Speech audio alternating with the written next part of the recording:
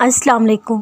سنا ہے نا آپ نے اللہ نے ہم سے مخاطب ہو کر فرمایا، جو مجھ سے جیسا گمان رکھے گا مجھے ویسا ہی پائے گا۔ گمان کیا ہے؟ یقین کی انتہا، جہاں پر آ کر آپ کو لگے سب کچھ ختم ہو گیا، وہیں آپ کا یہ نیک گمان ہو۔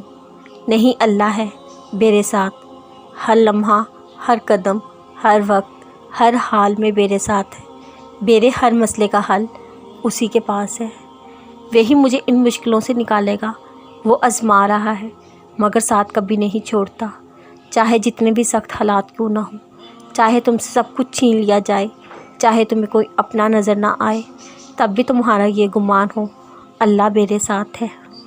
اور زندگی کے ہر موڑ پر، ہر سوچ میں، ہر فیصلے میں اللہ کو شامل کرنا ہے۔ آپ کا اللہ سے اچھا گمان ہوگا، اس کا نتیجہ آپ بہترین پائیں گے۔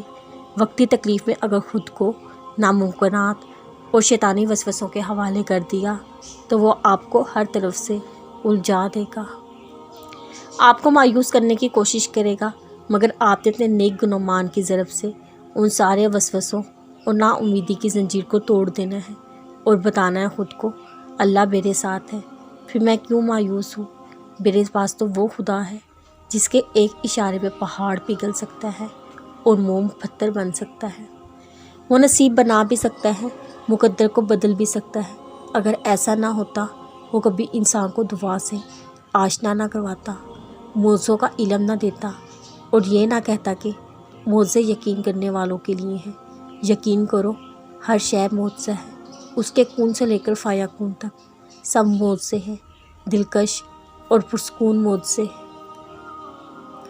وہ جو دن کو رات میں بدلنے پر قادر ہے، تمہیں کیا لگتا ہے وہ تمہارے اداس دل سے بے خبر ہے؟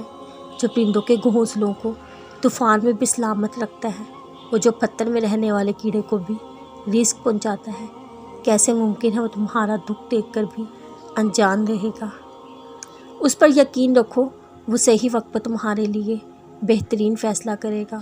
بس اس کے کن کہنے کی دیر ہے، پر ممکن ہے ابھی کہ یہ تو دیر تمہارے حق میں بہتر ہو، اس لیے صحیح وقت کا صبر کے ساتھ انتظار کرو۔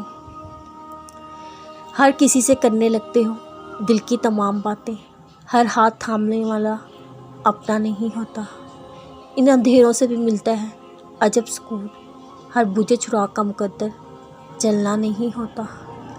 میری بے بسی پر آپ جو یوں مسکراتے ہیں، دیکھیں ہمیشہ مسکرانا اچھا نہیں ہوتا، کبھی صبر پر حیرت ہوتی ہے، کبھی آنسوؤں پر۔